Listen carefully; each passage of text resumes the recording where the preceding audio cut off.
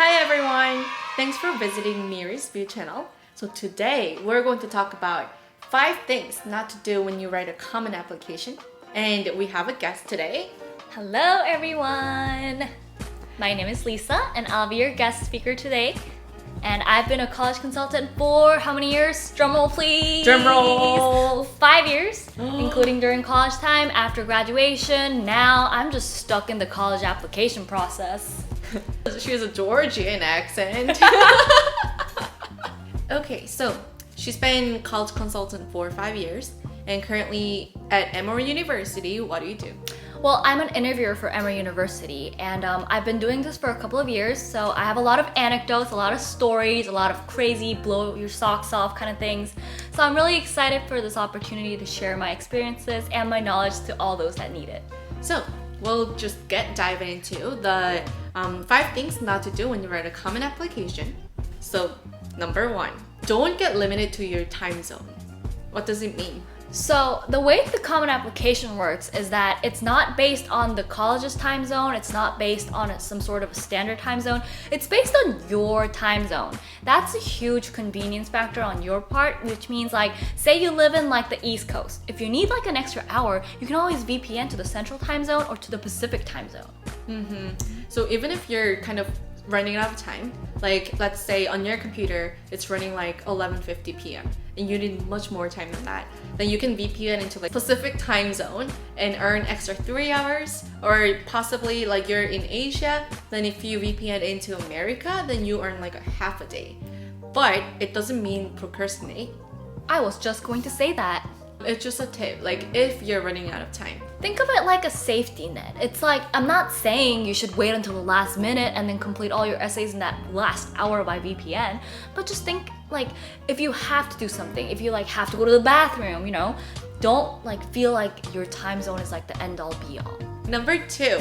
Play a little scavenger hunt with your supplemental essays. So your personal statement is like glaring. It's literally under common application, personal essay. It's right there, super easy for you to find. The school-specific essays aren't exactly as intuitive, which means it can be under what kind of tabs? It can be under like, you know, if you choose specific major, then another essay might pop up according to your major. So even if you've already filled out like a common application essay, and for the school-specific essay, you might have some more, depending on your personal information, you know. So it's not limited to what you see. So the important thing is fill out as much as you have for your personal information. It like even if it's major wise, even it's like school specific, so that all essays pop up in the end. So before starting to write any of the essay, just collect all the information and all the essay titles first. Yeah, because the supplemental essays sometimes under questions, under supplemental writing, writing supplement, questions under the writing supplement. So if you just glance at it and if you think, oh, this school doesn't have another essay, chances are it does. You just haven't found it yet. And if you need more time, you know what to do, right? Number 3, don't submit your essay without getting a peer review. This means get your grandma, your mom, your uncle, your cat, whoever's in your house to just take a second glance at your essays. Chances are there's gonna be at least one little typo or one of that little annoying little quirks in your application that you just didn't know about before submitting. So for instance, a lot of students will reuse their essays. So say you wrote one for UPenn, but then you love it so much you decided to copy paste it to Stanford. Make sure that Stanford essay says Stanford, not UPenn. You'll be surprised at how many times people put the wrong school name, and that just shows that you're first of all careless, you don't really care about that school, you were too lazy to be bothered to write another essay. It just doesn't paint a good picture. You might think it's a cliche tip, but no, like we take care of so many students and so many students do that. So make sure you don't get confused by the college name, because that's the basic thing you ever need to do when you get it started to write an essay. Number 4, don't reward your essay or format in the text box. What does this mean? So students usually just write and edit directly in the college application website because it has some kind of functionalities there. But make sure you edit first in the Word doc and then copy paste after, because if you edit directly in the Common Application, the chances are it might get mixed up, which means it's not pretty to see. So make sure the format of the essay is pretty and beautiful, edited by the Word doc directly, not the Common Application website directly. It doesn't hurt to be extra sure what your college application will look like. So before submitting, make sure you go into a print form and then say there's a print preview in PDF form. The 100% exactly sure format for what college admission officers will say will look. So make sure, just see from their eye what your application will look like. Number 5, make sure you don't write a cliche topic. Okay, so say you're like in varsity cheerleading. I know you're really proud of your cheerleading effect, but if you put that in your activities, if you put that on your personal statement, if you put that on your supplemental essays, it's like, okay, we get it. Like, you don't have to like drill it in their heads that you're a cheerleader. If you mention it once, that's actually more than enough. And if you do want to mention it like multiple times, like how should you do it?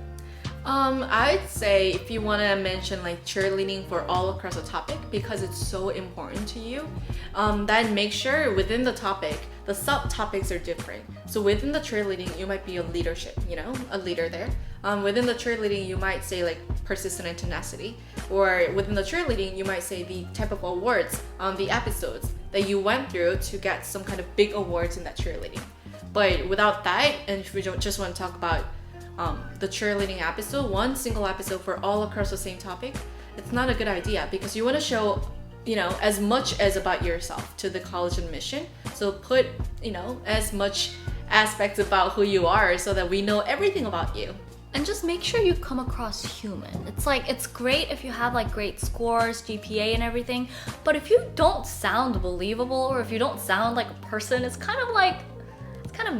What do you mean it doesn't sound like a person? So say like this person has like 1600 SATs, like 4.0 GPA, like all the like things are great, but your personal statement just kind of reads kind of boring, Like there are certain things that can be only said in your personal statement and take advantage of that. Also, another cliche topic. We ourselves are Koreans and we came from Korea. And now a lot of international students, they write about the movement they did across the country to pursue their education.